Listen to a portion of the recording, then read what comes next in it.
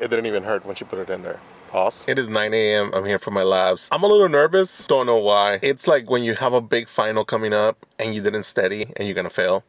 That's how it feels, because I'm definitely gonna fail. This is gonna be a horrible lab day. The results are gonna be horrendous. I just know it. I have a doctor's appointment on Tuesday, and she's gonna yell at me. We're all done with the labs. I will say the best part is that it didn't hurt when she poked me. Didn't even feel it. She was awesome. It is March 27th, 2025. Happy opening day, everybody.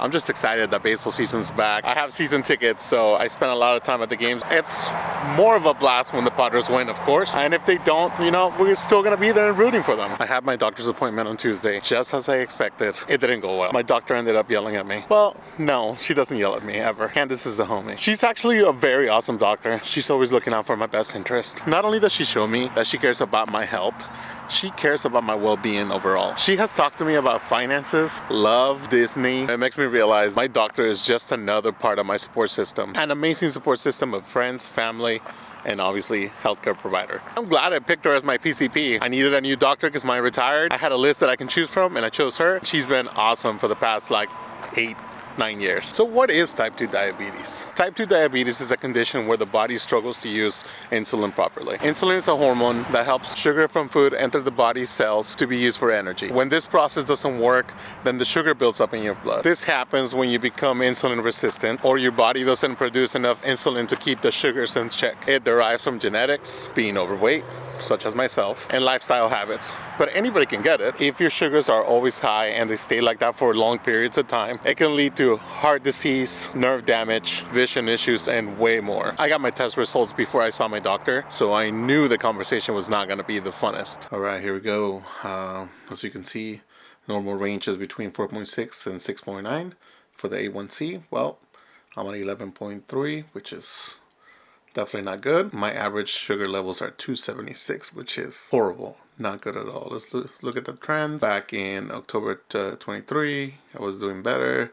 Then beginning of 24, I was killing it. Right about here is when my doctor asked me, like, hey, what you been up to? You're killing it right now, homie. So we need to get back on the grind. I was waiting for her in the room. She walked in, she saw me, kind of like shook her head and then asked me, what happened? She didn't have to say anything. She didn't have to tell me my labs were bad. She didn't have to say how bad my A1C is. She straight up just asked, what happened? Like, yes, I know how it happened because I am fully aware that I've been doing bad with my nutrition. I have been slacking with the exercise. I know that led me back to being on the wrong side of things. I told her quite honestly last year when I was doing really good, I was down bad after a breakup. I hate to say this, but when I became very happy and got over it, then I started falling into old habits. Why is that? I'm working that out in therapy as we speak. So what's the game plan? For starters, we're gonna go back to what we were doing before. Morning walks, although you know what? Maybe I'll ride the bike instead because my right knee has been hurting. I'll be going back to the gym for some weight training. All of that combined should help me lose the weight, but most importantly, get my diabetes under control, and that's the one that matters the most. When I went to see my doctor, I always get weighed, and they have the really fancy scale that's very, very accurate, actually measures in kilograms. Then I was able to convert it to pounds. Now I know my weight, and I have an idea of what my BMI is. I can calculate how many calories I need to intake daily. One of the things that worked out for me in the past was CICO. Calories in, calories out. Very basic principle, very easy to use, very self-explanatory once you get it down. I use an online calculator to figure out how many calories I need to intake to be on a deficit. What's cool about these calculators online, they give you multiple options. Either extreme weight loss, normal weight loss, and maintenance, meaning it's the amount of calories you intake in order to not lose any weight. But we're not doing that, of course. I'm not necessarily doing keto, but I am gonna try to do low carb at first. Not too extreme, but I will watch my carb intake. I will then make sure I eat enough protein. And of course, the most important thing, stay hydrated. Lots of water. Another thing that me and my doctor spoke about was Ozempic. I think I'm gonna go back on Ozempic. I've always been a little prideful and have always said when I lose the weight, I wanted to do it on my own. No surgeries, no meds, no fad diets or anything like that. I realized too that sometimes you need a little help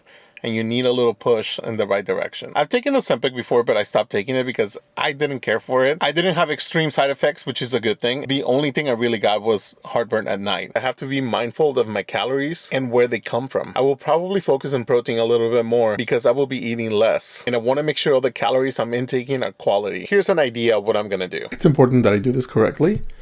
I'm not gonna do extreme. I'm just gonna keep it at regular. Otherwise, this is not gonna be a lifelong sustainable lifestyle. Let's calculate.